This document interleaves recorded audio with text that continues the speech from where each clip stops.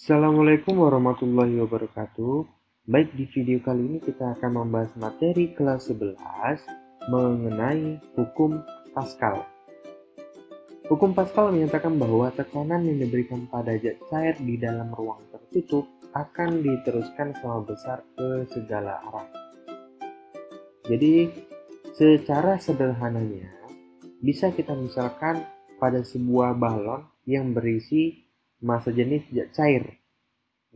Ketika balon ini kita beri suatu tekanan, maka zat cair yang berada di dalam bola akan tertekan ke segala arah, di mana tekanannya sama besar dengan tekanan yang kita berikan pada bola. Secara simulasinya bisa kita lihat pada simulasi gambar yang ini.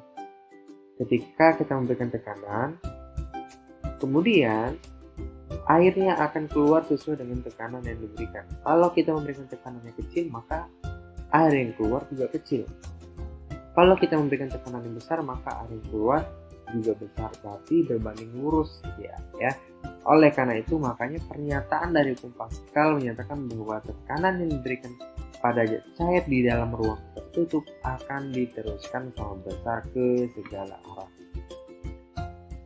Oleh karena itu, secara sederhana, kita sering menemukan prinsip Pascal.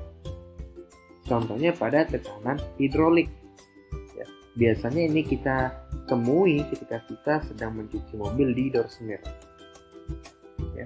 Bisa kita lihat di sini ada suatu luas penampang yang berbeda. Di sini luas penampang yang kecil dan ini luas penampang yang besar. Kemudian kita memberikan tekanan pada luas permukaan yang kecil, maka tekanannya ini akan sama besar yang dialami pada tekanan luas permukaannya yang besar. Kemudian parameternya bisa kita lihat di sini ada suatu luas penampang, ada luas penampang, kemudian ada tekanan, Jadi secara konseptual pernyataan dari hukum Pascal adalah P in sama dengan P out.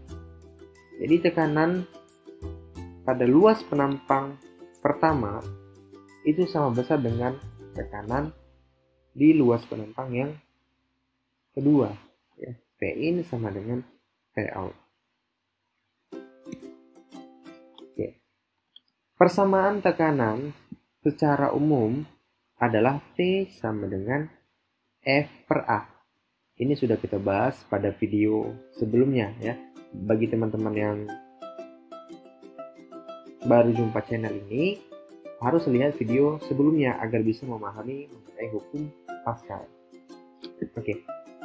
Tekanan sebelumnya secara umum adalah F per A. Karena di sini kita memiliki luas penampang yang berbeda, oleh karena itu P in sama dengan P out ya. Berarti F1 per A1 sama dengan F2 per A2. Nah, secara general, persamaan hukum Pascal itu adalah yang ini. F adalah gaya. Kemudian A di sini adalah area atau dikenal sebagai luas penampang. Luas penampang ini satuannya meter kuadrat. Kalau kita lihat bahwa luas penampang ini biasanya berupa lingkaran. Jadi kalau misalkan di luasnya tidak diketahui, maka harus kita cari terlebih dahulu. Luas lingkaran adalah pi r kuadrat atau 1/4 pi d kuadrat. Tergantung dari jenis soalnya, apakah yang diketahui jari-jari atau yang diketahui diameter.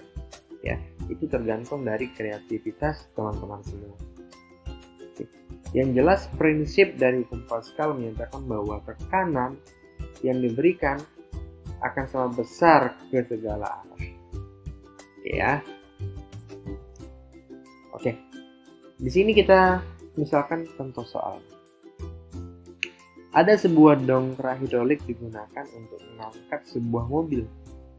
Jika pipa kecil berdiameter 7 cm dan pipa besar berdiameter 60 cm, gaya yang seharusnya diberikan pada pipa kecil jika berat mobil adalah 20.500 Newton adalah ya. Jadi kalau untuk memudahkan kita mengerjakan ini, kita gambarkan secara sederhana saja bagaimana pompa hidrolik pada jenis soal yang ini ya. Jadi di sini ada pipa kecil, kemudian ada pipa besar.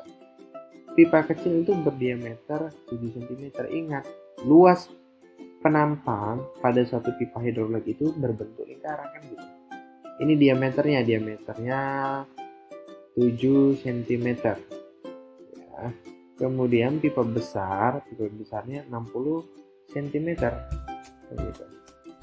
Berarti gaya yang harus diberikan pada pipa kecil, berarti di sini ada, kita katakan sebagai pipa pertama F1 ya. Kemudian pada luas penampang yang besar itu F2.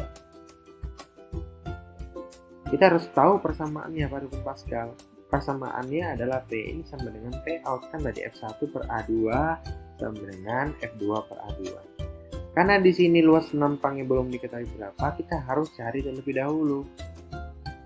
Ternyata yang diketahui adalah diameter, berarti kita mudahnya menggunakan 1/4 pi d kuadrat. Kalau kita masukkan ke persamaan hukum Pascal, maka kita dapatkan persamaan untuk menentukan nilai F1. D1 kuadrat dibagi dengan D2 kuadrat dikalikan S2. Kalau yang ini harus dicari oleh teman-teman sendiri ya. Latih, kemudian belajar, berusaha ya, kemudian kerjakan. Jadi itu salah satu cara untuk bisa menyelesaikan suatu persoalan di fisika. Kalau kita sudah mendapatkan persamaannya, kita tinggal memasukkan angka-angkanya saja lagi kan gitu. Oke, langsung kita masukkan diameter 1 7 kuadrat, diameter 2 60 dikuadratkan dikalikan gaya pada F2 sebesar 20.500 Newton ya. Sehingga kita dapatkan besar gaya pada pipa pertama sebesar 274 Newton. Jadi materi fluida statis pada subbab hukum Pascal ini tidak terlalu sulit ya teman-teman. Tidak terlalu sulit. Yang penting kita tahu konsep dan dasarnya. Ya, bagaimana cara mengerjakannya itu sangat mudah ya. Jadi step by stepnya harus tahu, kemudian persamaan hukum Pascalnya apa saja. Ya.